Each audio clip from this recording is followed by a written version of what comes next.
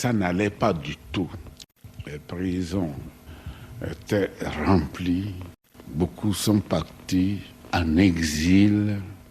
La façon dont les prisonniers vivaient dans des cachots. Je vous donne, n'est-ce pas, un exemple du maître Santos qui, dans sa prison, il ne savait pas quand il est nuit, quand il est jour. Et lorsqu'il a été libéré, on l'a envoyé à Dakar pour être soigné. Et en 6 mois, il a recouvré. Il était pratiquement aveugle. Il a recouvré, n'est-ce pas, sa vie.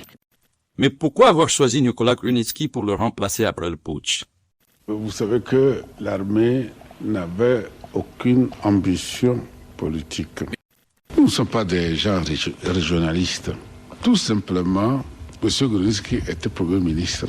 Et c'est pourquoi l'armée a pensé que, comme il a déjà, n'est-ce pas, été Premier ministre, il fallait lui confier, n'est-ce pas, le pouvoir. Parce qu'on sait ce qu'on a, mais on ne sait jamais ce qu'on aura. C'est la seule raison qu'il avait, c'est lui qui a conduit le pays à l'autonomie. Monsieur le Président, à cette époque, il n'y avait personne d'autre que lui qui avait déjà été au pouvoir et qui n'avait pas pu être élu.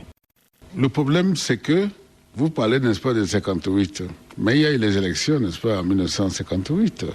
Mais tout simplement, on sait, quand vous voulez faire quelque chose, il faut en tenir compte, n'est-ce pas, de l'appréciation du peuple. Le président, n'est-ce pas, Grunitzky était l'homme du peuple. Il était très aimé par le peuple. C'était un homme, n'est-ce pas, humain.